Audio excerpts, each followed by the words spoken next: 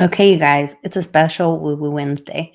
My buddy, Public Awakening, my little brother, uh, texted me the other day. He's like, "All right, did you just watch Rice and Pimpy?" I was like, "Yeah, I was on the live, and they were talking to Nana, all this." He's like, "We need to have him back on." I was like, "Well, I've been calling him, checking on him.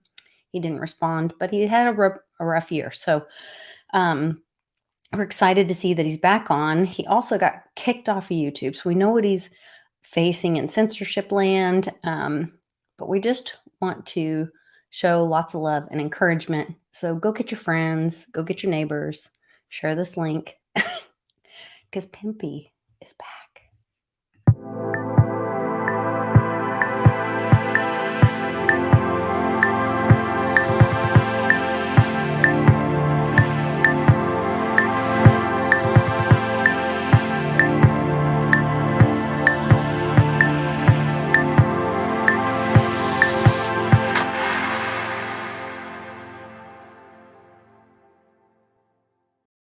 It's a late night Woo Woo Wednesday. Happy Wednesday, Public Awakening. How are you? Happy Wednesday. Very well. Very well. Thank you. Very well. You've been keeping up with everything going on. Look who's here. It's Pimpy. Down there. In Over the there. flesh. There he is. What is going on, peeps? What You have to is do like the going on whole out there, peeps? the whole real one. Yeah. He's What's back. the whole window is what is going on out there, peeps? That's what I do. Yeah. It's funny because I remember in January the 6th when we were in Washington during that day, how many people recognized me by my voice? And I was like, that's kind of weird. I was like, no, it's not. And I remember one time I peeled off to the side by myself and I was going to do this update, right? I was going to do it. And as soon as I came out I said, what is going on out there, peeps? This lady screamed right in my ear. I got scared, dropped my phone and shit. And I was like, what the? She's like, oh my God, you're Pimpy. I was like, why are you yelling in my ear? It scared the bejeebus right out of me. But yeah, that was one of those ladies pushing their stroller singing. What were they singing? They were singing Bible hymns. Bible hymns and stuff. And no, she's this one lady had she had crap stored all in her clothes, man. I was like, how much crap can women really store in their clothes? Oh, tissues, if you're a mom, things you of learn. food, purses, and I was like, all in your. That's crazy to watch her do it, but she Hey, had. do you remember that show when when I was a kid? Pimpy, yeah, when you were a kid. I don't know about little brother over there, but and they would say like it'd be like it's a game show, and like if you had certain things in your purse, then you would win whatever. What was that? Where they dressed up, right? Yeah, Monty was the host. Monty, let's make a deal. Was it Let's Make a Deal? Let's make a deal. And they were like, okay, if you have a whatever, I can't even imagine what to say, in your purse, I'll give you this $100 bill right now. Yeah, this chick would win. She had a car in her purse. Yeah. So, yeah. She had everything. Moms are good at that though. Like you've always got a Band-Aid, and a leave, some hand sanitizer, Neosporin spray, antibiotic. Come on. Yeah, a triple antibiotic. Snacks, candy. Yeah. You check my pockets to be like beer. You know what I mean? Bourbon. You don't have beer in your pocket. They're like, gosh damn, these are like a walk-in liquor store. No, I remember the first time me and Jason got together. I said, Jason, we got to go down to the store. It's right down the street, dude. Got to go.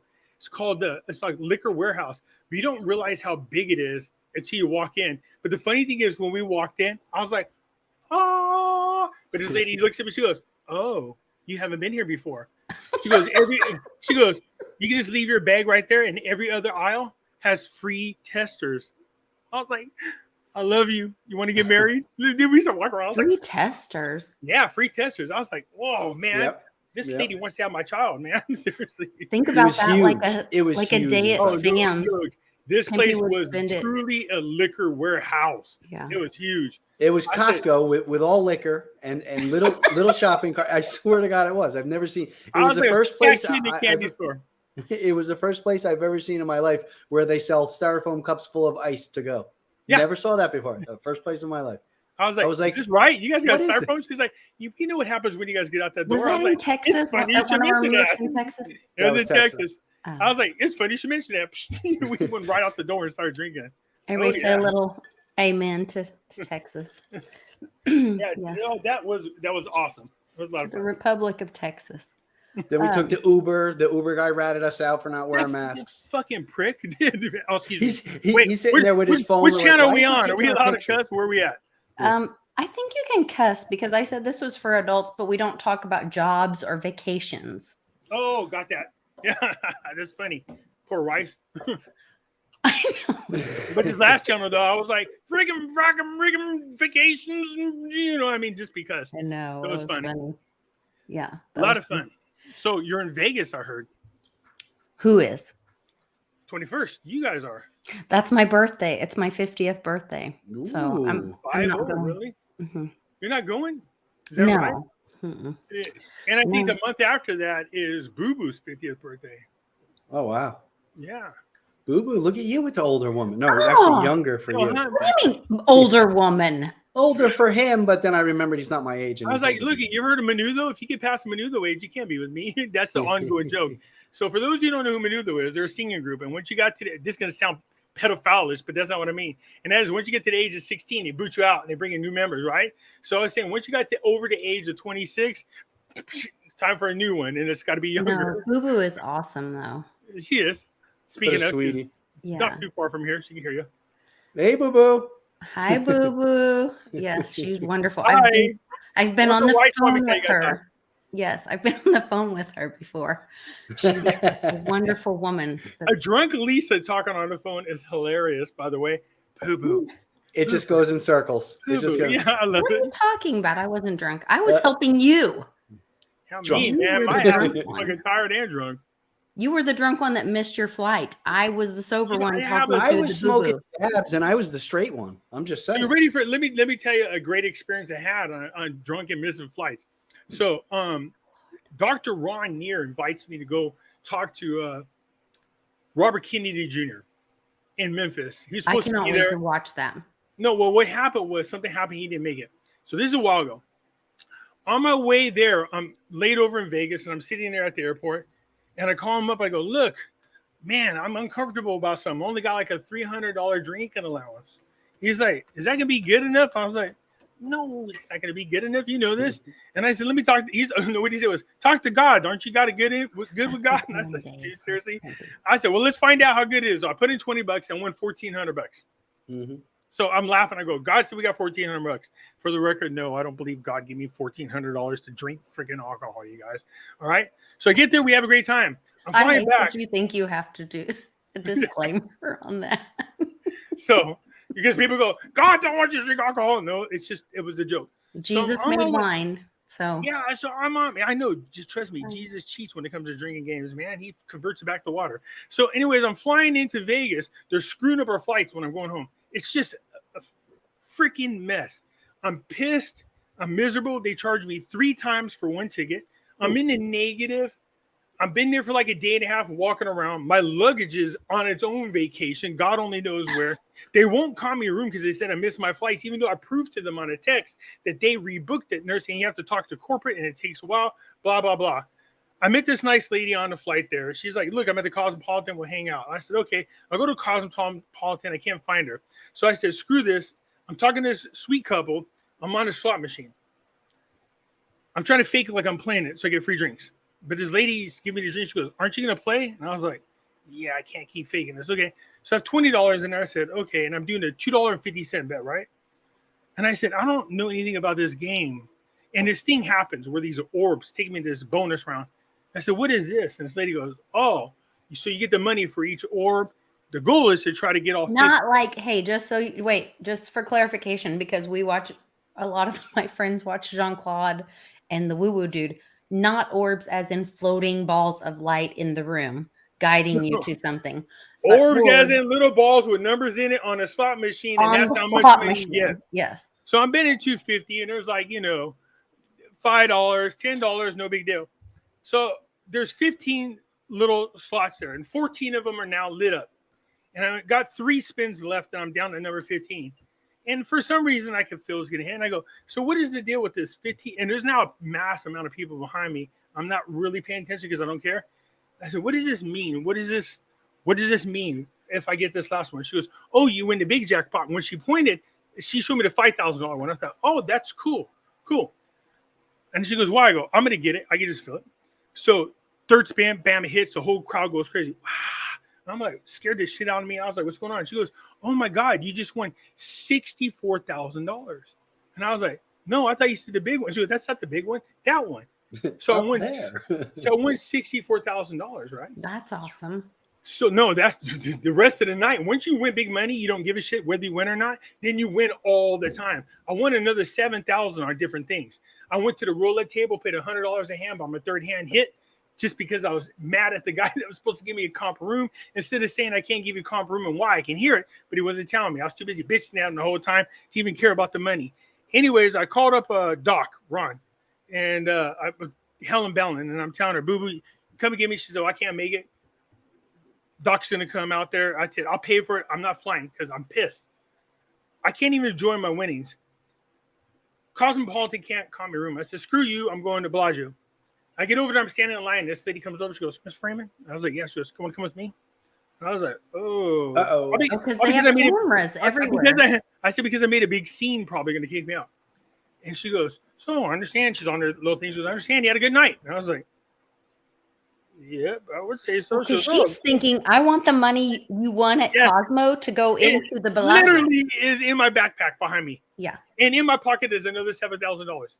And so she goes, we heard the Cosmopolitan couldn't help you. We're going to comp you. We're going to give you your room tonight. It's taken care of. Don't worry about it. This man's going to escort you to your room. And I was like, escort me to my room. Okay, we're going to the elevator where in order for you to get to that floor, you have to swipe a card, right? And I'm like, what is that? He's like, oh, I got you. We're going down this hallway. It looks like The Shining, where the twins are. So I stopped. He's like, what's wrong? I was like, hey, man, if these little kids jump out of this shit, I'm going to be pissed off and I'm going to get somebody's ass. He's like, what do you mean? I go, are the little kids going to jump out at the end? Little tricycles. It's scary looking, man. It's just freaky because there's not a lot of people there. Come to find out, this is where the rich people stay. So the guy they give me this suite. When you open it up, double door, is huge. And I mean, it's big. When I walked in there, I was like, what is this? How much is this costing me? He goes, no, it's free. It's comp room. And I was like, oh, so I'm walking around. It's huge. I mean, it's big. I come by the bar and I go, oh, yeah, so I need drink. How much are the drinks? He goes, no, it's free. This is what I did. I stuck my hand on his shoulder, so I acted like I was crying. I was like, he said, what's wrong? I go, it's free. He's like, yeah. So I tipped him $200. We get out of here because I'm going to drink every damn thing you have in here. You don't want to see this. But yeah, the whole bar was free, man. So, Doc showed up the next day and Helen surprised me. She was there. And they come walking in. It's funny because Helen's waking me up. And I wake up and I go out in the front and Ron's like counting the money. He goes, Lord, you got a lot of money. There's like $7,000. I go, that's not even where the money is. Open the backpack. And when he opened it, he's like, holy crap. I was like, yeah.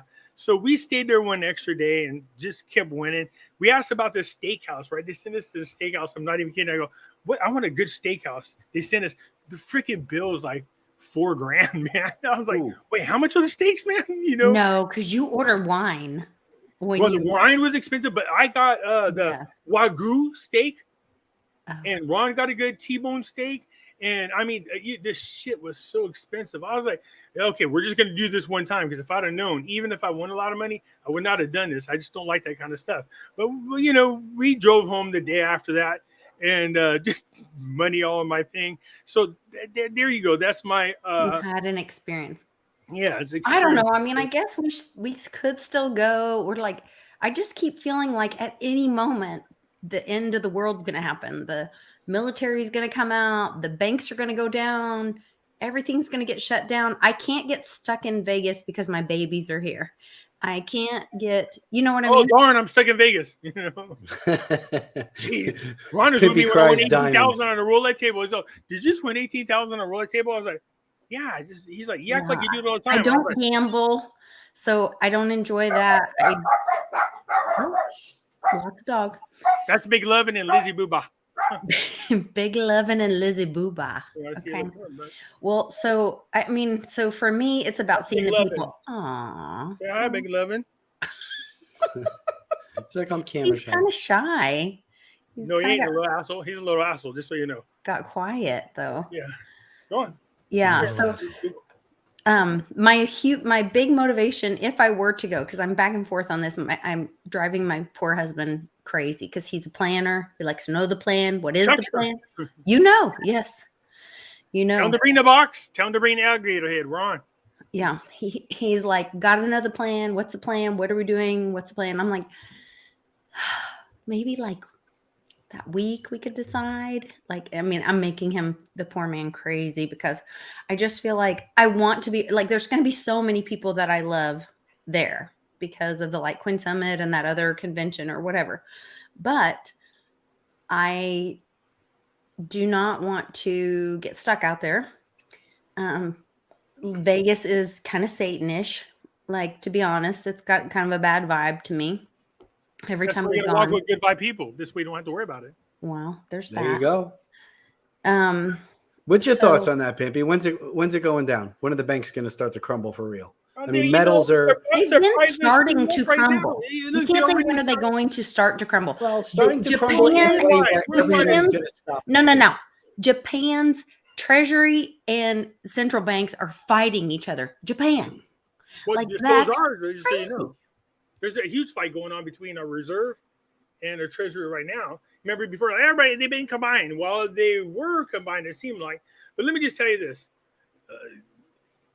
We know we are at the end of a monetary failure, policy-wise. Countries got dragged into this fiat bullshit in 2008 when they couldn't resist the fact that we were giving out money for $0 interest. And so they ended up stuck with our money. And so when the shit hit the fan, look, we dragged all these other countries down. I think they're a little pissed about it. As they should be, okay? But it isn't just that. There's a lot of other things going on. And so there's a part of me going, oh, very slick. I see what it is. We know the doo-doos about to hit the fan. We know that there were many countries getting ready to stop using the U.S. dollar for trade. We know this. Yeah. The writing was on the wall. They already have stopped. Well, they started using this SWIFT system as a weapon, and that's when people said, we have enough. We're done. You can't trust the United States no more. It's the end of an empire. It's crumbling. We're done. We're done. So the United States is going, well, wait, because screw you. If we're going to fall, before we fall away to the bottom, we're going to take everybody with us. So they're using the U.S. dollar right now to crush every single currency out there. That's why the Dixie is going up. It's the last fuck you as they drowned kind of thing to all the other countries. No, look, I mean, when you see these emerging markets currencies all failing and they're having to devalue the currencies, like now again, we know that in a couple of years ago, what happened? Iraqi dinar devalue. We know that right now the Vietnam dong has devalued. The Turkish lira is devalued. We know that Chinese yen has devalued. We know that the European dollar is devaluing. Well, how? How are you all devaluing at the same time? Why? And they're like, oh, that's because the U.S. dollar is so strong. That's a lie. We know it's a lie. It's not that strong.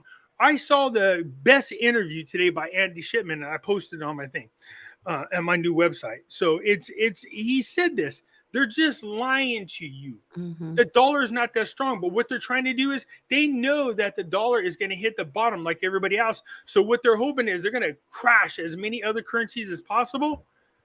And then when the U.S. dollar finally does collapse, they don't have much. They're not far behind the other currencies. They can catch them and still be the empire that they're hoping to be. Or it's like a drowning person that grabs the person that came to save them and steps on them. Yeah, pretty much. But or this is just that ploy to push everybody into the central bank digital currency. Mm-hmm. Something's happening with that whole agenda. It seems to be falling apart, and I mean at many different levels. Once that lady was elected over in Italy, oh man, people woke up real quick. You know what I'm talking about? Yeah, Georgia. So that was on. So we're on WooWoo Wednesday. Georgia, the Georgia moment, and I thought it had to do with the things we don't talk about, but the counting of the choices, and I thought it was going to be the state of Georgia, but literally that's in the movie A Perfect Day. It starts with Georgia. No, I mean to watch her come out and say, we have got to turn back to God. We have got to turn back to the nuclear family. We got to get away from globalization. And then in Macron talked shit about her. And she came out and just lambasted him so bad. I was like, ooh, my gosh. She just attacked this guy just verbally. If you're verbal jousting, trust me, he got taken out with a cold shot. He must have got it right in the eye. Yeah, in the eye and the neck. I mean, the horse got some, you know what I mean? It was unbelievable. And I just started laughing. I go, there you go. The rest of the world is saying we've had enough. Sri Lanka overthrew their government and they made a demand for Jubilee, debt Jubilee. And their debt Jubilee is, we don't want to pay the IMF and the World Bank. They're evil. And you guys brought them to us and put us in this predicament. We're not aboard with the World Economic Forum, nor are we going to do anything that the Great Reset wants us to do. And I was like, see their demand. We need to replicate that all around the world. They want debt Jubilee. They want all debt. For Sri Lanka has led this as far as timeline and what's happening. Sri Lanka has led this and been public about what a lot of us think is happening privately.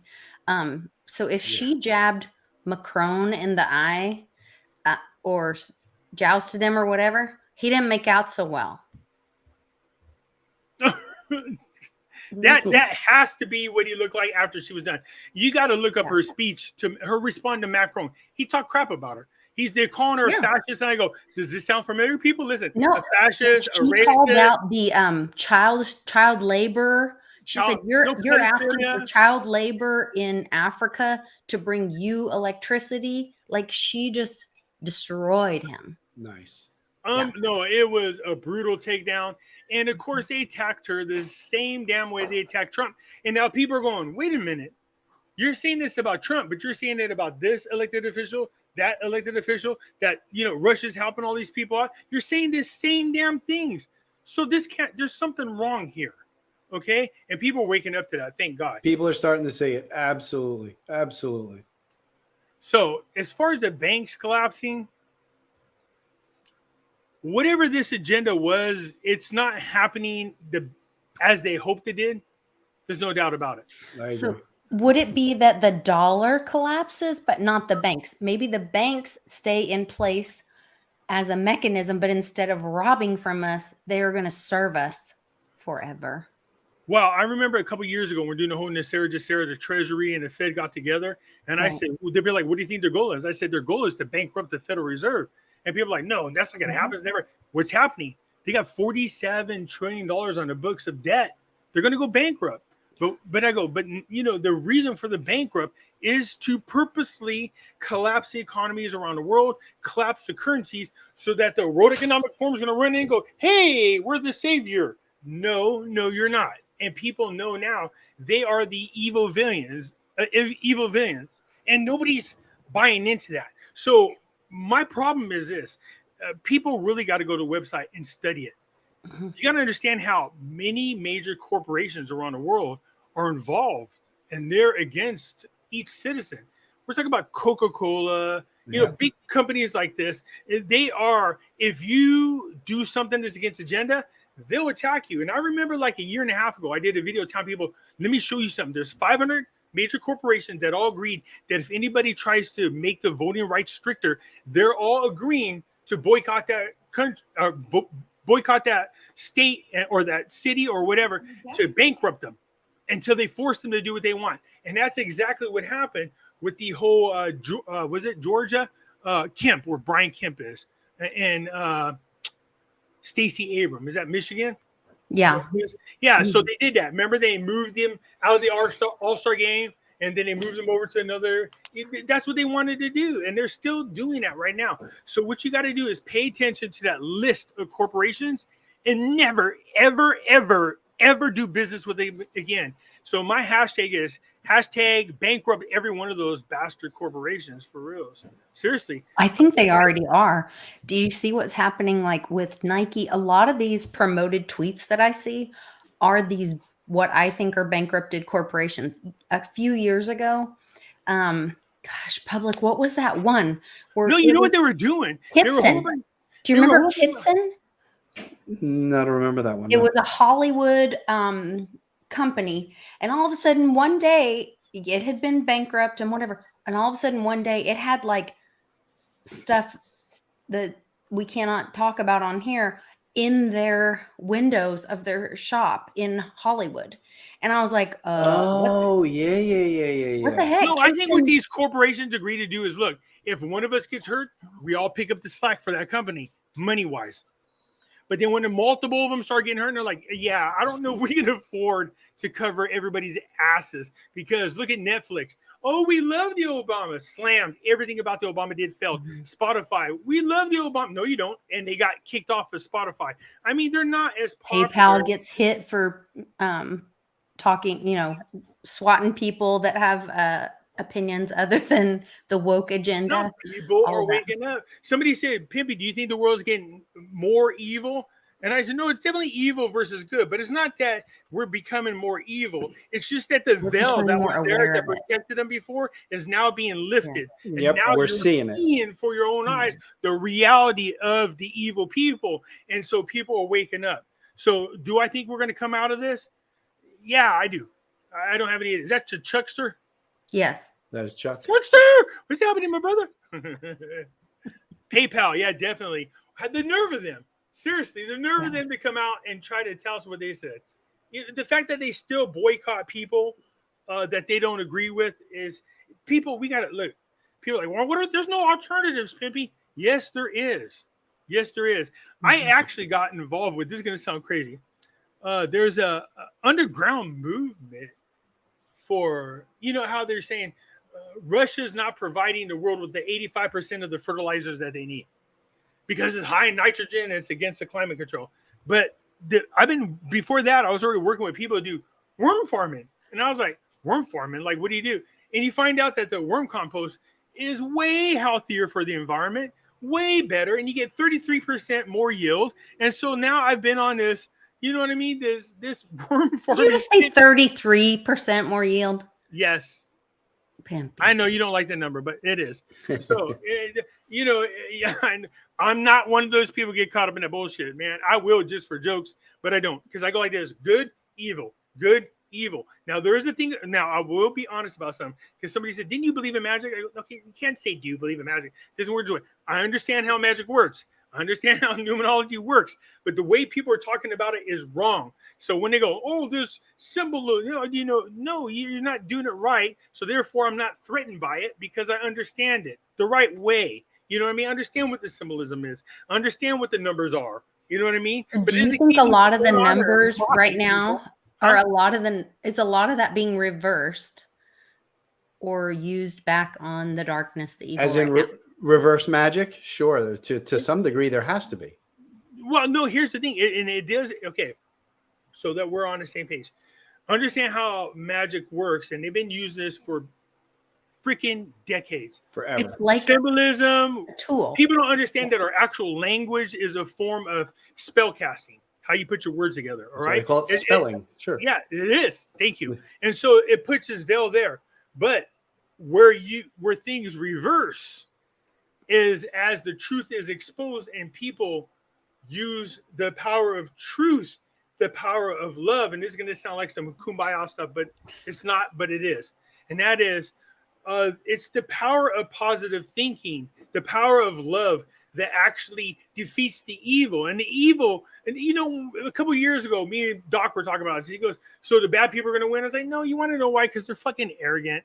All right, they're arrogant. They are so prideful. They're so greedy that they'll do stupid things that expose themselves. And look what's happening right now.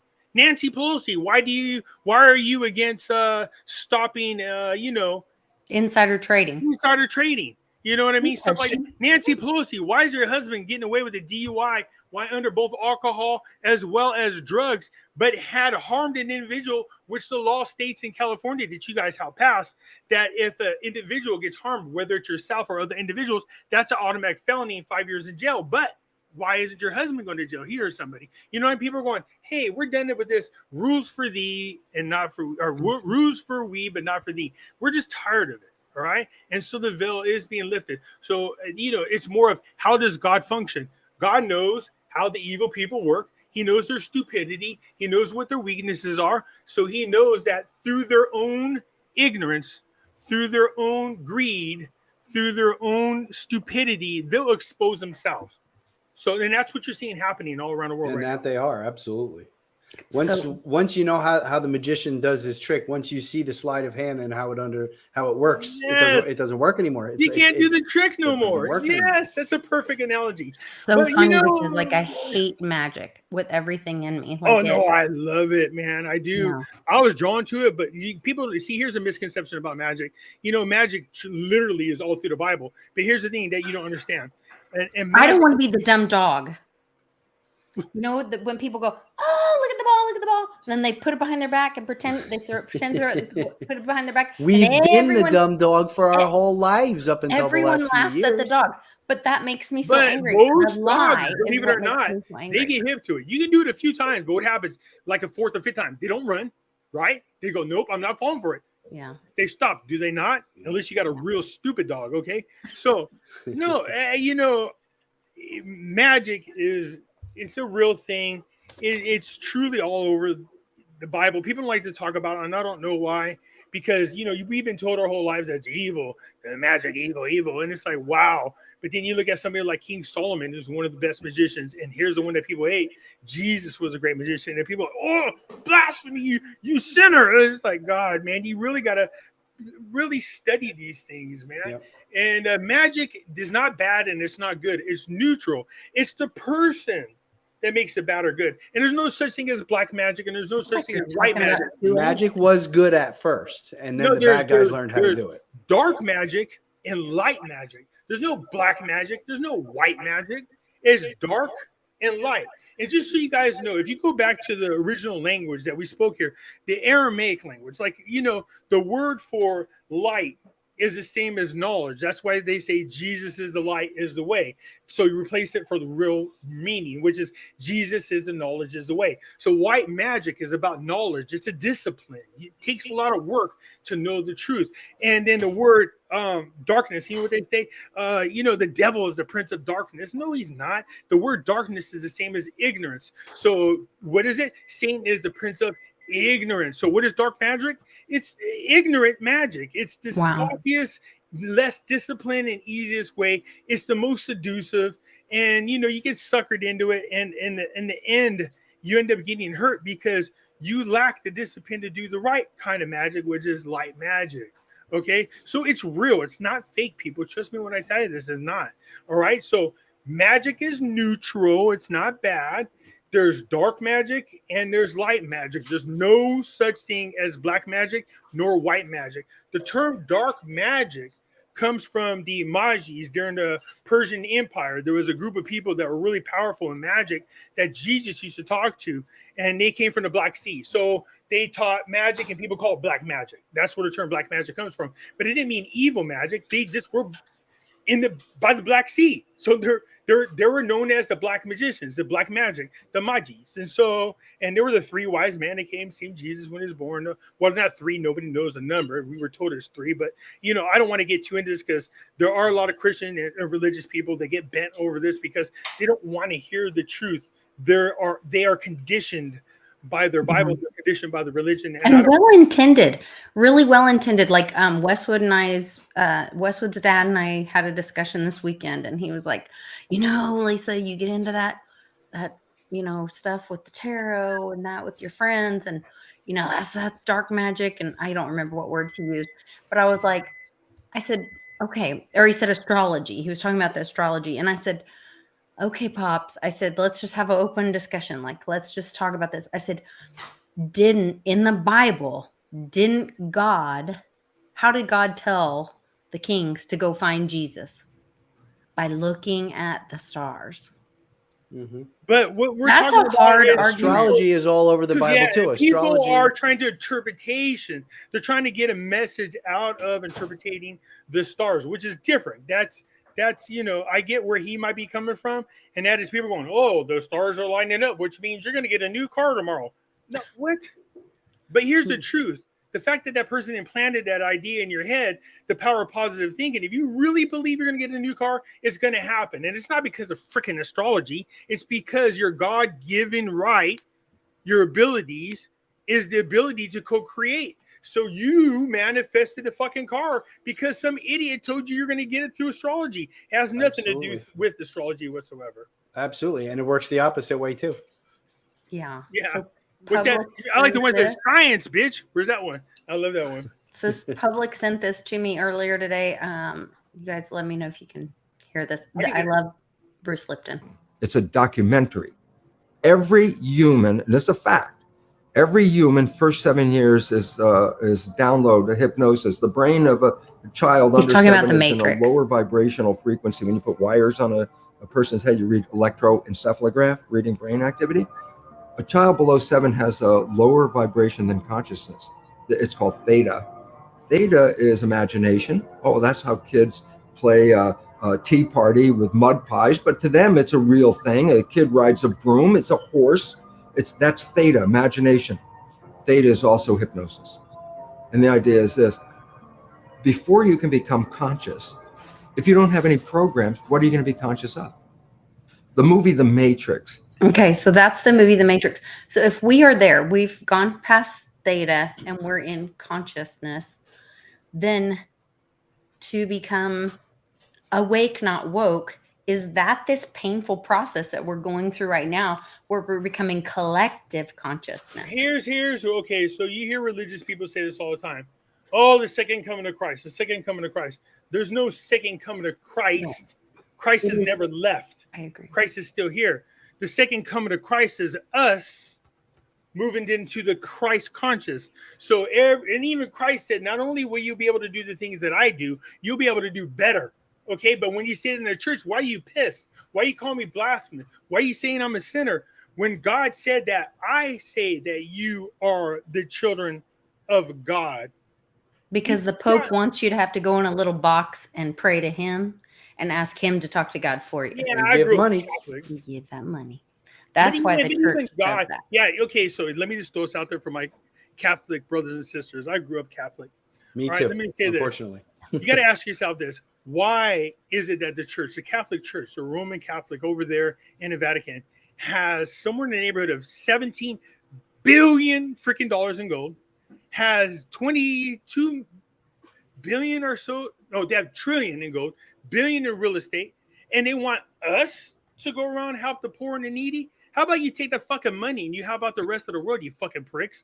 All right, stop molesting little children and go out there and do what you preach. That's why nobody trusts the church anymore, because they see these things and they go, oh, this represents They use that money to cover up those things. Yeah, but they go, this represents the church. No, it doesn't. That is not any representation of who God is, who Jesus is, and what true relationships with God and Jesus are. It's just a fucking lie. And that's what I keep going back to every time somebody pushes back on me or whatever. And I'm like, the most important thing, if you're struggling with any of that, struggling with like the church or the rules or the whatever, first of all, I believe Jesus came to free us from the law, free us from the rules. The church. But it's about, if you're wondering, have a conversation with God, have a conversation through Jesus with God. Let me see if I can share something with you. If you guys can see my screen, not yet. Keep talking. I hear you, sweetie. Yeah. But so the okay, I'll push the button. You tell me when. But it's so important when you have a relationship. You know, I have a strong relationship with my husband. I know when we're really connecting and having a great talk and really hearing each other, sometimes I have to shut up and listen. Sometimes he has to be quiet. I have to be able to express myself. But there is a communication. It's a two-way communication. That's when you know that something is real. You can have that relationship with God. He wants you to. I remember trying to explain to people like my relationship with the church, my relationship with the Bible, my relationship that I have personally with both God and Jesus. It's funny. Here I am. I just went on this talk with Rice in his other video. But let me play something for you. Listen to it all the way through. Okay. If you guys can share screen, what do I need to do? I'm going to do the present, right? Present on the bottom, remember? Share. Okay. And then it says share or present and then share. And then I'll be able to click it and it'll come up. Where is it at? Can you see that? No. Did you say present and then share? Hold on. No. If not, you can send it to me in the private chat if it's a link and I can share it. Jay Cryptominded says, isn't God a she? So even in the Bible, it says that you will not ever be able to fully comprehend or understand God. So we can call it God, she, he, universe, light, whatever. Okay. So I've had this conversation so many times. So when people are talking about, okay, so I got in this huge argument about homosexuality because it's a big thing inside religion. And God does not see you like you see yourself. Okay. We are a vibration. All right. We're a human. So we're a vibration. So God doesn't see a female or a male. All God sees is vibrations. God sees us in our true forms. What we see of each other is our own interpretation of who we are. It's wrong. I mean, it's right, but it's wrong. There is no, to God, there's no male, female. So when you go about, is homosexuality wrong? God's like, what are you talking about? You know, you're talking about two vibrational people that love one another? No, that's not wrong. And that's against a lot of what religious people believe in. And they get all, stop. Interesting. Okay? Good point. Nowhere in the Bible does it say that God said or Jesus said. It was an apostle who said that homosexuality is an abomination. So my entire life has been my own personal journey with God and Jesus, despite the fact that I drink a fucking shitload and I've done drugs in my past and I'm a womanizer. You know, that has nothing to do with my own personal lessons with God and Jesus. I mean, if Doc was here, he'll say, Doc told Rice that Lee is an actual prophet. And I hate that term. I don't do that. I don't like that because I don't want people to be looking at me like, oh, no, stop. Let me just say this right now. My relationship that I have with God and Jesus, every single one of you guys can have the same damn relationship that I have. Every one of you. God keeps saying, where are you at? All you got to do is start talking to God. The difference between you and me is this. I was an impressionable child in church, and this man told me that God would talk to me if I just talked to God back, and I believed him. And every day I started talking to God, and before long, God started talking back. And as time went on, Jesus started talking to me. And I jokingly call him the artist formerly known as Jesus because it's not Jesus. His real name is Emmanuel, which is the God within you. And Jesus said, I came down to earth with many names because I don't want people to know my name. I want you to learn my lessons. You know what I mean? And I was like, where were you between the ages of 13 and 30? And I learned because I asked. You know, I remember going to comparative religion class, and this guy was like, why are we here? And he's, being silly. Well, not being silly, but that's how he starts the class. Comparative religion class. Why are we here, and what are God's plans? And I raised my hand, and I'm looking at my book, and he goes, yes. And I noticed that the rest of the class, nobody raised their hand. And you have all types of religion, Muslims, Christians, everything in there. And I was like, I was going to answer your question. He goes, it's a rhetorical question. Nobody knows the answer. I go, no, that's not true. I actually do. He goes, how do you know the answer? And I was like, why would you? Me and Jesus are having this in my mind. I'm like, why would you do? You know I don't like this. Why would you do this? He's like, answer the question. I was like, I will.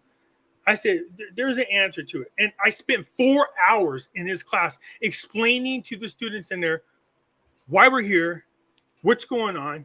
And when we were done and everybody was in the class, this guy said, I've taught this class for 17 years. 17 years. I have never heard anybody talk like you do. And I was like, he's like, it's phenomenal. He was taking notes, writing. And he's like, where'd you get your information from? I was like, then you're not listening to me. You're not listening to me. I'm not making this up. I talk to God and Jesus, and they talk back, man. And this guy said we should write a book called I Talk to God and God Talks Back. I go, if you want it, let's do it. But, that's where my information comes from. But understand that my relationship with God and Jesus is my personal relationship. So what I learn in my lessons is for me.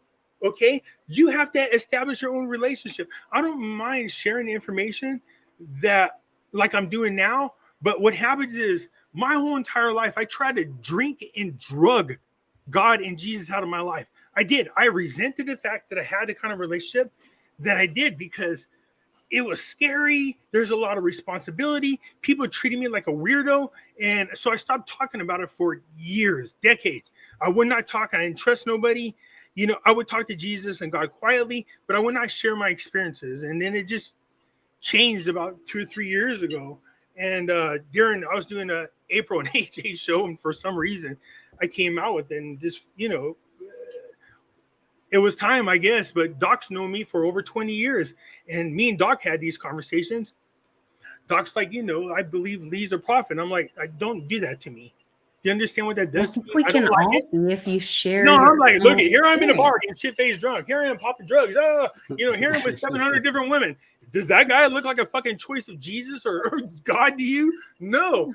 But I remember he said a prophet, though, meaning like I was being this preacher's being sincere. He's like, you really are a man of God. I was like, don't do this to me. Do I look like a fucking man of God? I mean, look at I drink. And he goes, what do you mean? Have you ever read the Bible? I was like, no, that's the thing. I have not read the Bible. Accepting your sin is like. He's like, look at all the icons of the Bible are murderers, hookers, drunkens. And he goes, so I asked Jesus one time, why me? You know what Jesus said? Why not? And I was like, damn it. You know what I mean? Just so, not that I want to go down here because last time I spoke about this, my channel blew up, but people wanted to talk more in that area. Here's what I can say to people, and I mean this with all my heart and sincerity. It's not like, oh, I'm special. I'm not. Everybody, every single one of you out there have the same ability to talk to God and Jesus. I remember one time asking Jesus, why aren't people doing this? He says, because, they're not shutting up and they're not listening. So I remember this preacher talking to me, and I snapped, and I didn't mean to, but I was pissed because this is a religious leader. And he's like, how come I don't have the type of relationship with God and Jesus you do? I said, because you never shut the fuck up and listen. And she's like, calm down. And I was like, I'm sorry. But because that's the honest to God truth, because people don't ever shut up and listen. And when they do hear God or Jesus talking to them, they're like, oh, it must be kooky. It must be in my own head. I must be making this up. That's how it always appears at first. And then over time, you refine it and you realize that, no, you're just not making shit up in your head. Pimpy, I think they also think they have to be good enough to talk to God. They think they have to go say, I'm sorry for this. You should say sorry. But let me just say this. Look, trust me, if they wrote a movie about my life, people go, how the hell is this guy talking to God and Jesus? But if you heard what I just said, when I asked Jesus, why me? And Jesus said, why not? But until you grasp what that means, you're never gonna understand. Okay, Jesus is like, why not? Why not you? All my life's experiences have benefited other people, all of them. People are like, oh my God, you don't know what I'm going through. I'm like, oh, you have no clue. My whole life is a fucking living rock. I've lived a rock star lifestyle, the Hollywood lifestyle without actually being famous. I've lived it all. I've been there and I've done that. So all my life's experiences as a fucking shithead have gave me the experience necessary to talk to people. And then Jesus told me, well, why do you suppose Father gave you the gift of gab like you do? It's for a reason. And I was like, man, I'm like, it's hard. And it's hard sometimes to explain to people about this relationship because they want to know more and they want to, and I don't have no problem talking to them. But what happens is sometimes I can feel judgment on me. Don't judge me. Don't do that. Don't judge God. Don't judge Jesus. It's like maybe you're God just and Jesus opening the door. Everybody, not every everybody. That was another thing. Like I used to really resent this one church that I was at because it was a very much like a seekers church kind of thing. And then I learned like that's their job. So your job may be this opening a door for people. But your job may not be to take them through the whole path of their that's the truth. Trust me, religious journey. Listen, if Doc was on here, we just did a great show with Rice talking about the same thing. And Doc was here. He'll tell you, I've known Doc for over 20 years. Doc is a Bible thumping holy man. He is. And I decided one day I was going to share my life's experience with Doc. And I wasn't sure where this is going, but Jesus kept saying, you can talk to Doc. You can talk to Doc. And I was like, I don't talk to nobody. Because the one time I tried to talk to a pastor and he literally verbally attacked me. And I was like, oh, and I was so pissed. I just unloaded on him on scriptures. And I don't read the Bible, just so you guys know. And so my other friend that was a pastor was like, how did you do that? And I was like, do what? He goes, you just were spitting off scripture after scripture. I was like, I don't know. I've been able to do it since I was little. I can't just do it at will. But during a conversation, it'll just come to me. He goes, oh my God. He goes, listen to me, Lee. He's like, whenever scripture comes to you and God's telling you to say it exactly like it is. Don't change it. I go, I don't change it. I say exactly, but sometimes I do it for a bad reason and I get scolded. You know what I mean? People are like, scolded. What do you mean by scolded? I'm like, I get in trouble. They're like, how? I go, well, God picks him up in the air and takes my ass and he spanks it. And they're like, really? I go, no, that's not what happens. Look, there's a feeling of shame. You feel ashamed. And trust me, I don't ever want to feel ashamed. Not in front of God, not in front of Jesus. So that's like the worst punishment when you fuck up. So I don't want to fuck up. So I try to do my best not to fuck shit up because I don't want to have to feel ashamed about the fact that I have a blessed relationship with both of them. And, that's just my relationship. Everybody out there can have the same type of relationship. You really could. All right. That doesn't mean I'm not going to be a shithead sinner. Trust me, I am. I drink. I'm a fucking alcoholic, despite the fact that Jesus God both keeps scolding me about drinking. But God and Jesus always get their way. And I know eventually what's going to happen is they're just going to take the taste out of my mouth when the time is right. And I'll never be able to drink again. But until then, I keep drinking as fast as much as possible. Bahama Mama at 9 a.m. All hours in the morning. Buzz balls. No, like Boo Boo, she's staying the night with me, she lives with me now. But when she's like, do you always just wake up and start drinking? I was like, no, I always wake up and haven't stopped drinking. There's a big difference. He's like, it was just a small break for sleeping. Yeah. I know Clint's like looking at me. He's like, dude, you're still going. I remember the first time we did a show, it was me, you, and Clint, and we were drinking. And Clint's like, holy crap, man, this guy just keeps going. I was like, oh, we're in competition? What's up? Oh, no. I just drink. That's just my thing. But I truly did try to drug and drink my way out of this relationship. But over time, what happens is, Doc says it best. You become spiritually mature. You change. As you get older, you become wiser. And as I become wiser, I stop fighting it. I realize no matter as much as I want to fight it, and I can hate it, and I can jump up and down, and I can have a fit. There are times where Jesus tells me to do something, and I, like a kid, I'll have a fit. I'll jump up and down. I'll have a huge fit. But I have a fit just so I can say that, people go, why do you have a fit? If you say that no matter what, God's going to make you do it anyways, or Jesus is going to make you do it anyways, I go, no, you're going to do it. You don't have a choice. But I want at least the right to be able to bitch and moan about it and just still go do it.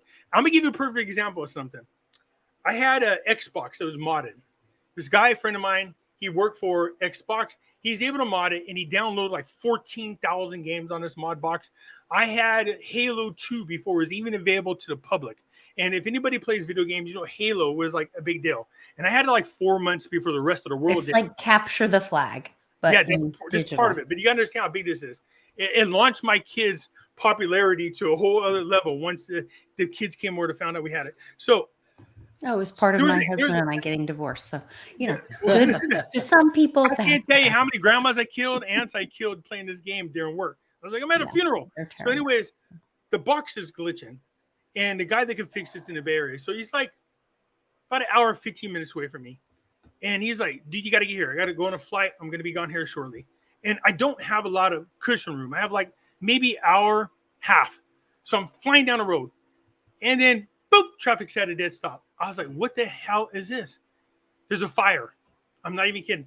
So there's a road I haven't taken. I know my father's taken it. And I said, I'm going to try it. So I start going down this road. I'm flying down the road. And there's a lady walking with the gas can. She has a 2-year-old in one hand. She has a baby and a car seat in the other. The gas can here. And another child over there. And it's like 110 degrees outside. I'm flying past them. And then God goes, go over to them. I was like, no, I'm not. Nope, I'm not doing this. I was like, go back to them. I was like, I'm not doing this. I don't have enough time. I'm flying down the road. And then I was going, and I have a big fit because I know the guilt starts overwhelming me. And I fucking flip a turn, go back over there, which is perfect because the truth of the matter is they were teetering on heat exhaustion. So I took them over to the gas station. I filled up the little gas tank.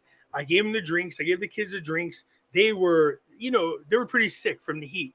And no Bahama Mama for the babies. Yeah, the Bahama.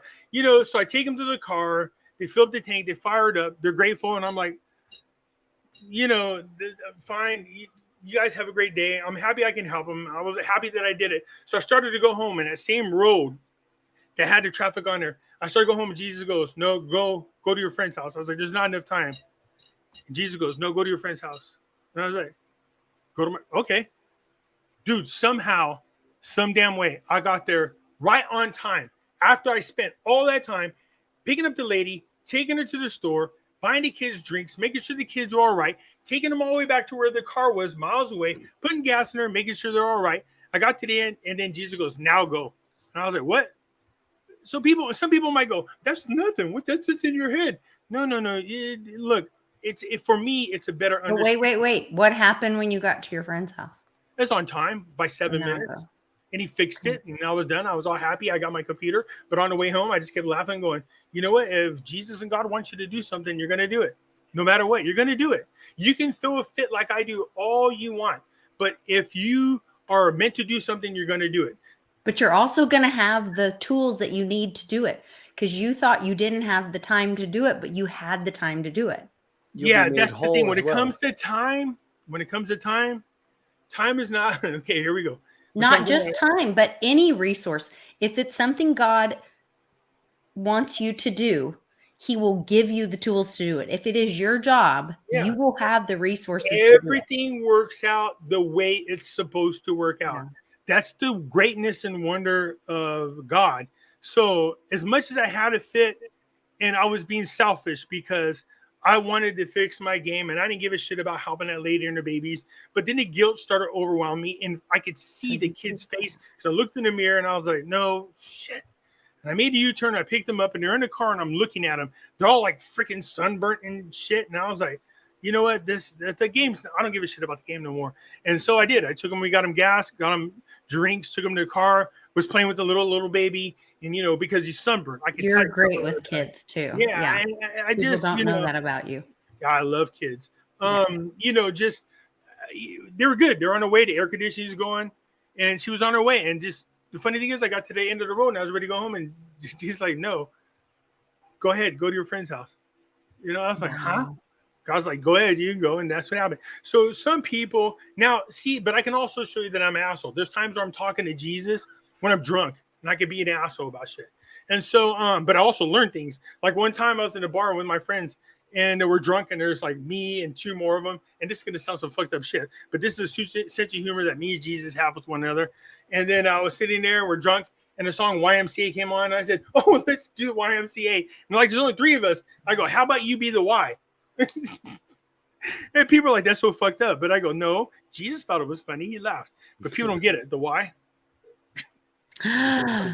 Yeah. Look at you guys are the same thing, but you guys gotta understand that my relationship with Jesus is there's this sense of humor. They pull pranks on me too. We go back and forth. It's funny, but yeah, at the time when I'm drunk, I'm like, it's funny. But you know, later on, I'm like, that was fucked up. Because I know it's funny. It's pretty funny. I was like, okay. So you know, but I remember like the time I found out Jesus' real birthday ended up being a big deal. Now I have a friend who's Jewish, all right.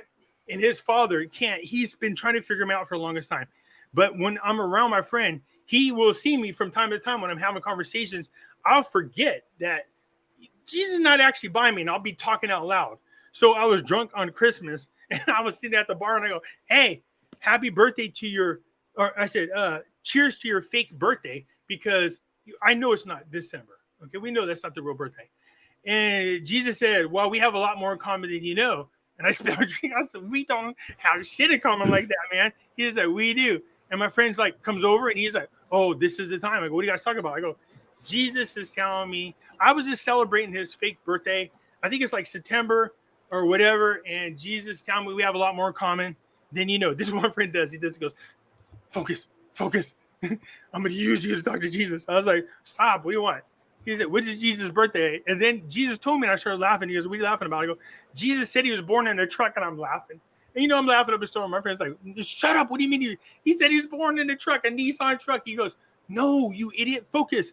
And I was like, what? What the hell do you want? He goes, you said Nissan, dude. Did you ever heard of that? He goes, what did he say? I said, he said his birthday is 1 Nissan 6 BC, which is a lie. Because isn't it true? 6 BC, how's that possible? Doesn't it start at once he's dead or something like that? He's like, how the hell do you have this relationship and you have no idea what the frick you're talking about sometimes? it's a Jewish thing. And I was like, oh, Jesus said his birthday is on the God-given holiday, the actual holiday that God gave the Jews, and that the celestial wise men were there, was the last day. And then he's like looking on the calendar, and I go, what are you looking at? He goes, dude, there's a huge fight inside the church. There's a debate. So you're saying what? I go, it says, he said it's 1 Nisan 6 BC. And he goes, so Nisan, just so you know, Nisan, I don't know how to pronounce it properly, Nisan, is the Jewish calendar. And I go, oh, is it really? I thought it was a truck. And he's like, no, shut up. 1/6 BC. He goes, wow, during the day of the Shabbat, the last day, which is the astrological, the 3 wise men show up in the sky, is the last day, which is the end of the holiday, which is a Saturday, which makes his birthday March 20th. And I went, because that's my birthday. And I went, what the hell? He goes, his birthday is March 20th. And I go, what? Jesus said, I told you we have a lot more in common than you know. And he went told his father, and his father and me had this long talk. He goes, there's an argument within the church about when God's real birthday is. And I go, well, he also said that John the Baptist was like 4 months before that, which is another argument. But he's like, he's like, he just shakes his head. He goes, I can't figure you out, man. So whether people believe it or not, I don't care. But I'm just telling you, this is how some things come across to me. I'm being an asshole. I'm being silly on Christmas. I'm laughing. And it just like, we have a lot more in common. My Jewish friend's there. He's all excited. He's like, when's the birthday? When's the birthday? And it was 1 Nisan 6 BC, which is it was on the holiday, the holiday that the Jews were given by God, and was on the last day, which is when the 3 wise men, it's astrological, it's the end of the holiday for the Jewish people, and which is March 20th. And that's my birthday, is March 20th. So when Jesus said we have a lot more in common than you know, I was like, we got nothing in common. So yeah. That's wild. Take it as you want, because everybody's like, no, his birthday is this, his birthday is that. No, it's the 20th. There's been some discrepancy in the church and wherever on Jesus' true birthday for a long time. I wasn't out to prove a point. The thing was, I was just having a general conversation. You know what I mean? And I was like, you're born in a Nissan truck. I was laughing because I'm just being silly and drunk and belligerent. He's just laughing because he knows. My Jewish friend's there. He's like, watch when his friend tells Lee the truth. And when she told me like, his birthday is March 20th, I was like, what do you mean? That's my birthday. Jesus, I told you we have a lot more in common than you know. And I was like, what? That's just crazy. So, I don't care. People, the thing is this. I don't care if people believe it or not. I don't care. I just don't. I'm telling you the stories of my experience, and whether people believe it or not, I just don't care. Well, so last week we were in like Yom Kippur, which was like the beginning at sundown. Wait, it began at sundown. So I guess there's some place you can go to a Jewish calendar, go to 1 Nisan 6 BC on the computer. No, but we're in a time right now of the Sukkot. No, I asked about this. Is there, because they keep fighting like a banshee, and Jesus like, calm down. What did Father say? He said, what? No fear. Then he said, I know, but I want people to be awake. I want people to be aware. He's like, there's nothing to worry about. When you guys see the thing that you fear most, don't run from it. Walk towards it. Okay? Mm-hmm. The veil is being lifted. And that's all this is. This isn't that we're getting more evil. Things are getting more evil. No. It's the veil is actually being lifted. Yes. Don't miss what the Lord is trying to reveal to you during this somber time of self-reflection at Yom Kippur. Set aside time to reflect what the Lord revealed to you during Rosh Hashanah. Then don't let the people, places steal your time and joy. This is what my friend, her father and her grandfather are Jewish rabbis. And she sent me like a whole packet of the time that we're in right now. The Feast of Tabernacles. And then we're going to go into a time of revived and refocused. There's a movement happening. The evil is being revealed. This is what I'm saying. This is a great thing about God. The reason why I knew the evil stuff was not going to be successful is because of their greed. It's because of their stupidity. Their arrogance is why they fell. If they could ever unite and stay on the same team and push this same agenda, they could be successful, but they can't, because their own greed and their own stupidity and their own arrogance keeps them from being successful. But my concern is right now we're seeing, when it comes to magic, the only reason why we've never had a nuclear war, because there has not been enough negative energy generated to actually have a nuclear war happen. There you go. That's why we haven't had a nuclear war. Because God is our protector and our provider. Well, yeah, and right now they're trying to use fear through the news to conjure up the right amount of energy to make it happen. But the only thing I didn't like is I said, look, nuclear bombs are different. They're not like big missiles anymore. We got tinier versions of that. And then he just said, what did Father tell you about fear? I was like, all right, okay. I'm not feared. I don't care. Even if a nuclear bomb went off in my backyard, I'd walk towards it, not away from it. I'm not afraid. All right, I've already died before. The only thing I'm concerned about is how I'm going to die again. I don't want no asshole to stick a gun in my head and shoot me. I mean, that's kind of scary, but I'm not afraid of death itself. Death isn't shit. I've been to the other side. I know it happens. And when you try to tell people, they don't want to hear it, right? They don't. And that's fine. I get it. But the truth is, look, I didn't even want to come back, all right? I had a big fit about coming back. And there's plans for me here, whatever it is, I had to come back. And so here I am. I even try to be slick. I mean, I see relatives there. I go, okay, if we communicate, can you give me the lotto numbers? They're like, yeah, we can. I got lotto numbers. And come to find out, they actually worked. Except for they're assholes because it only won $4. I guess I should have been more specific about my lotto number winnings. I was like, leave it to you guys there. I can hear them laughing though. I was like, I woke up and I literally started writing numbers down. I go, these are lotto numbers. I'm going to win. And sure enough, I won, but it was only $4.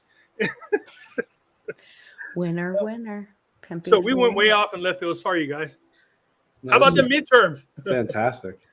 No, it's great. I'm so glad to see you again. I'm glad to connect with you. We got to do this more often for sure. Yeah, I don't have a problem. Sorry, I've not been. I just was worried about you, and I knew you had a lot of personal stuff going on, and so I had reached out to you. A lot of people tried reaching out. I just didn't feel like. And you were not in a day to reach back, and so then I have, you can only not get a response so many times, and then you stop reaching out. I feel so special, Pimpy.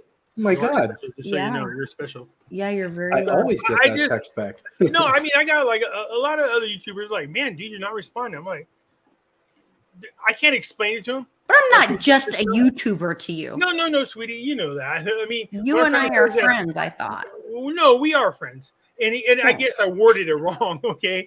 The other people that I spoke to, I just shut out the rest of the world. You know what I mean? I just didn't feel like talking to nobody at all. Not at all. And there was a time when me and Jesus were talking, and I said, I really don't feel like talking. And Jesus like, no, I understand. And there was a silence for a while. I just wasn't sure what it was I was reflecting on.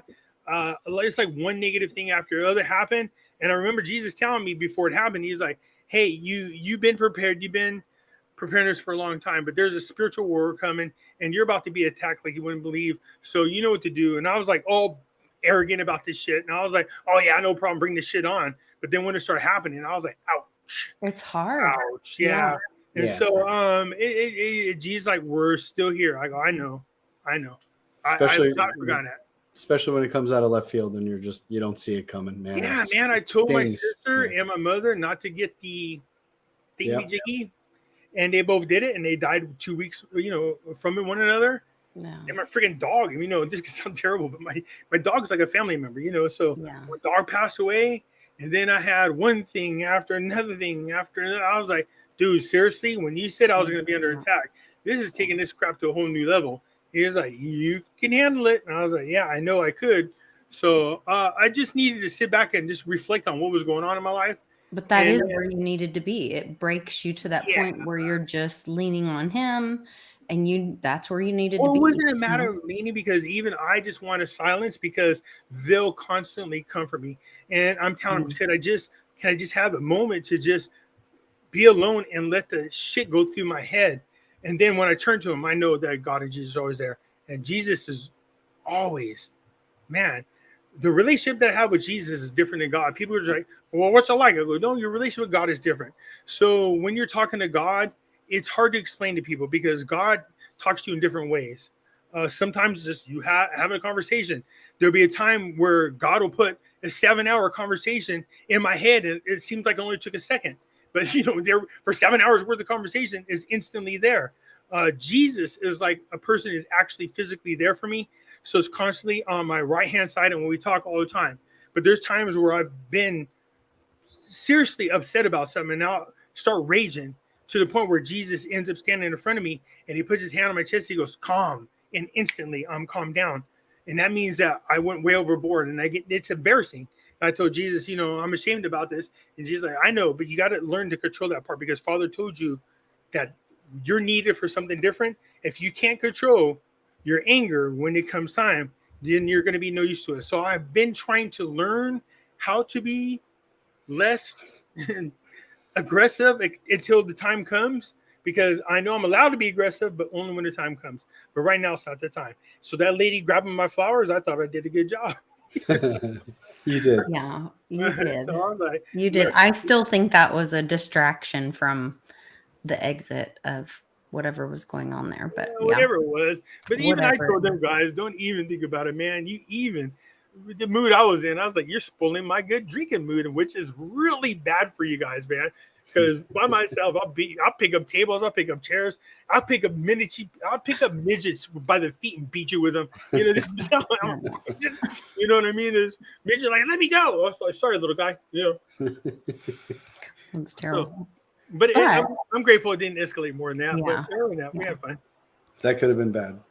It was a good time. We had a great Could have time. been, but it didn't. But we were all safe. We were in a group. Thank God. And, it all worked out fine. So it's fine. So 50th, huh? Coming up. 50th, yeah, this month. 50. You're like an old biddy now.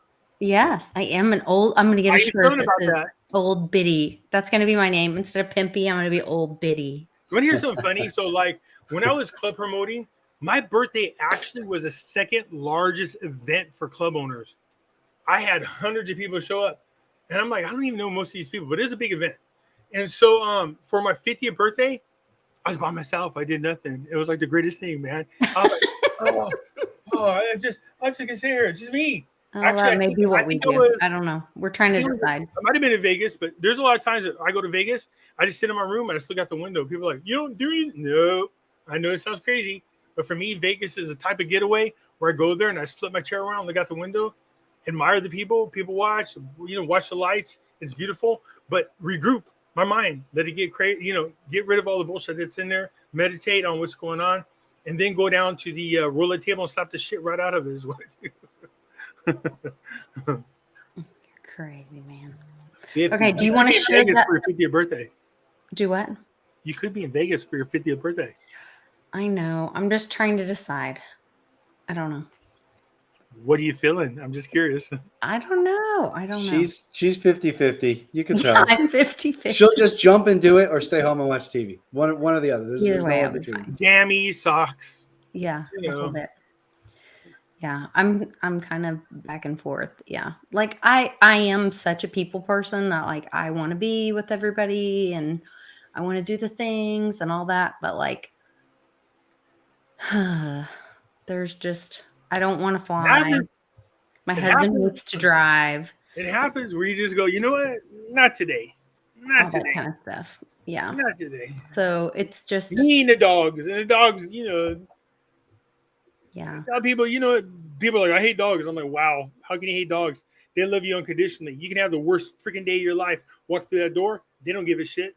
They are happy to see you. They jump up and down. They feel your pain. They try to cheer you up.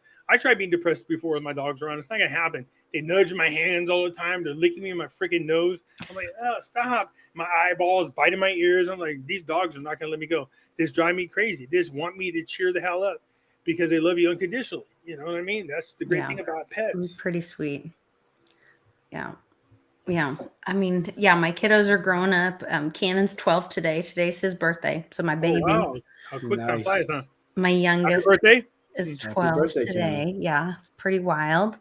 And we went to Tulsa to see my oldest, who's 25, almost 26, and have lunch with him. And he's talking about, they may start a family in the next couple of years. And like, at least they're planning. Yeah, it's a really exciting time in my life. And I'm really happy. I have a really amazing husband. I have great friends. We're doing these meetups. Chuckster. The Chuckster. We have like, we did a Westwood, but we have some stuff planned. So in January or early February, we're going to do one with Amy Weir, and she's going to drag Bix out, and we're going to do like a retreat thing. Another person that people want me to meet. I don't think I've ever met that guy. Book study. Yeah, he's a great guy.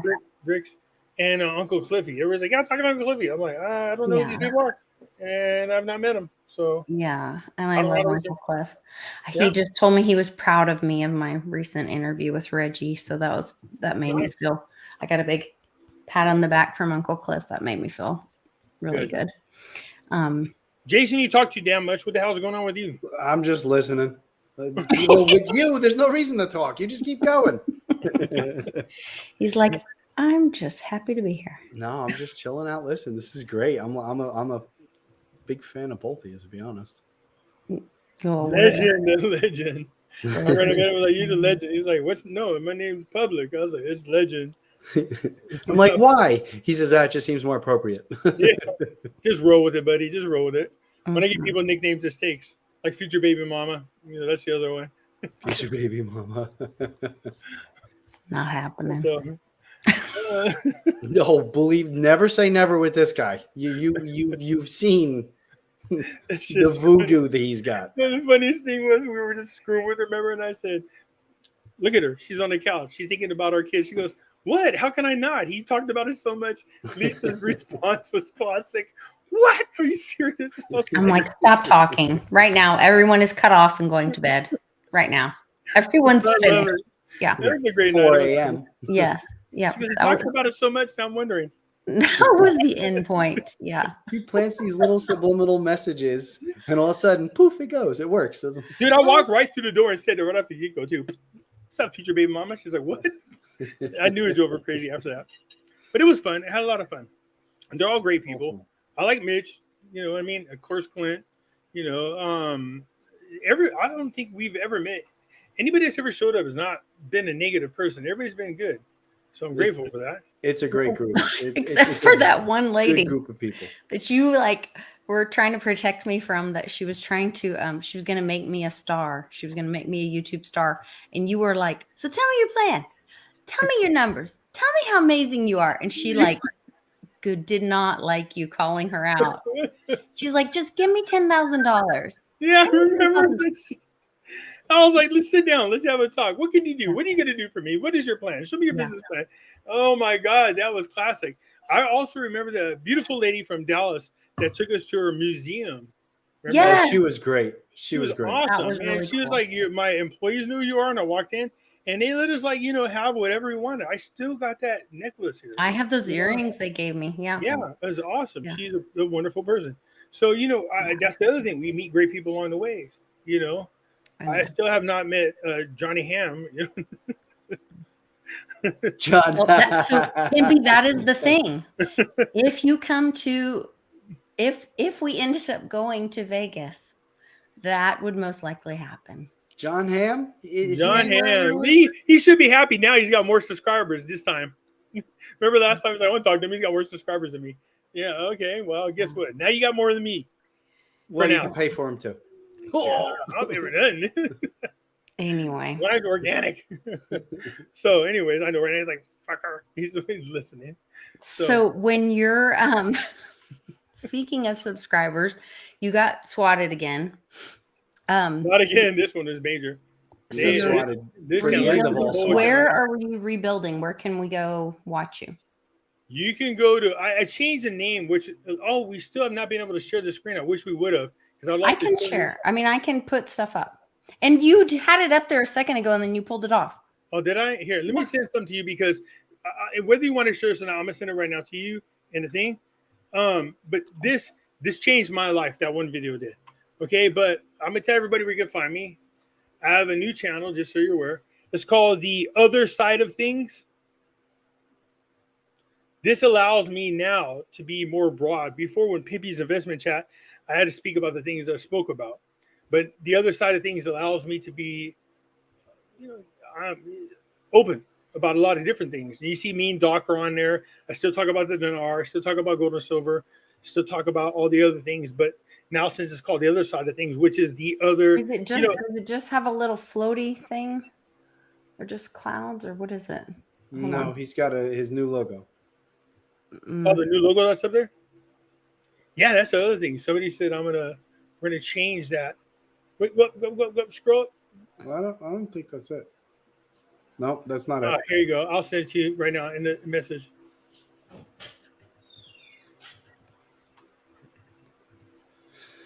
There you go. Yep. There it is. There's my logo, but it's been changed. It's been enhanced. It's been much better. It's been bedazzled. You got the 50-50. You got the. I got the Pimpy's investment channel on there though. Very But it nice. allows me to speak about more things, you know. And my subscribers, they're awesome people, man. I said, look, people are like, how can we help your channel? You want to do it? I'll tell you what you can do. It's free. Just go right here where it says play all.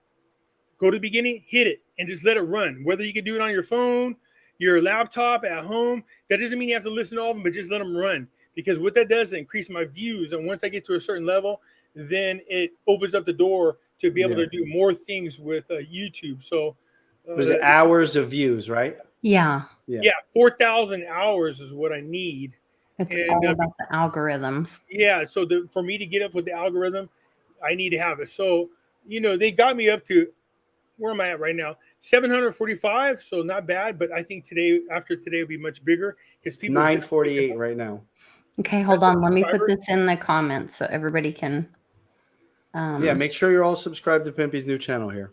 Yeah. Please come join me over there. It's called The Other Side of Things. And then when we get done with this, go over there, hit play all. Yes, please. So what happens is, in order for me to get into the algorithm, or just leave your computer running and you can come back in and out of the room.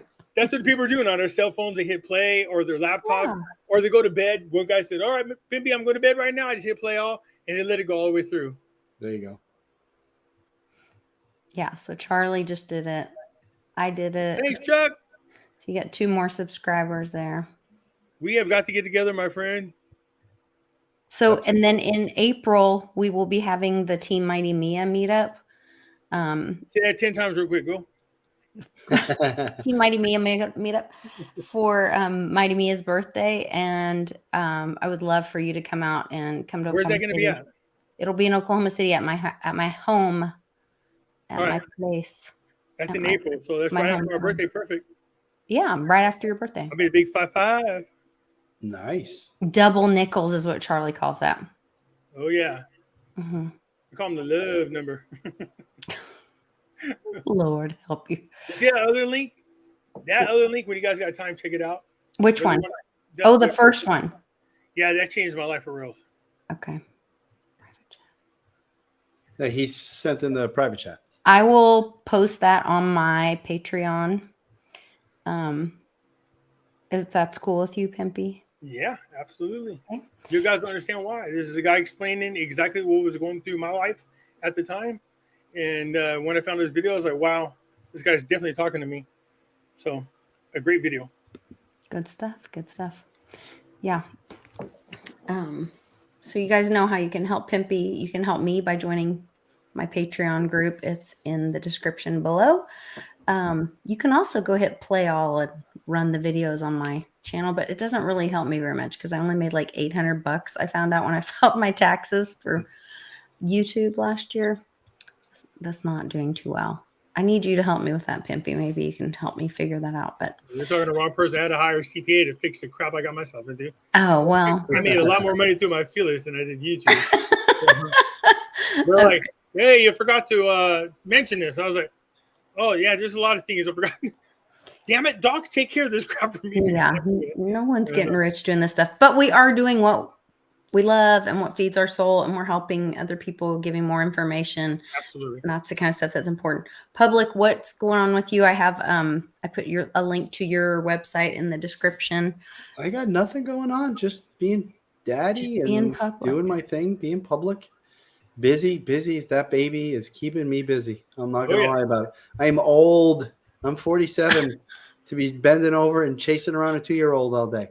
It is exhausting. You know, when I turned 32, I was dating this girl. She just turned 21, right? She goes, "Oh my God, do you remember when you turned 21?" I said, "Both times." This guy.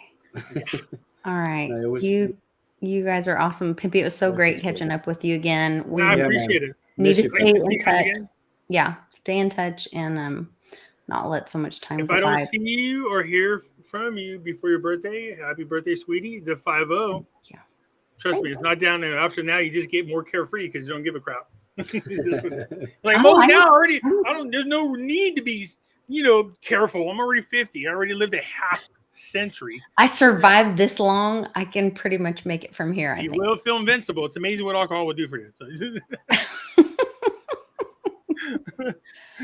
I can jump off this 7-story building and watch. I'll probably avoid that, but yeah, avoid it. No high places for me. But anyway, all right. Well, good to catch up with you. Thanks so much. Thanks to everybody in the comments and the live chat. You guys are awesome. We love our fam over there in the live chat. So definitely go over, subscribe to Pimpy, play all the videos. Let's help him get to where he needs to be so he can reach out and do more of his work. And public, I love you. Thanks for getting. Love you. Love you, Pimpy. Back on the show. Kiss for Pimpy. Back at you, baby. Lisa. All the kisses. Chuckster. Chucky gets one. Good night, guys. All right, good night.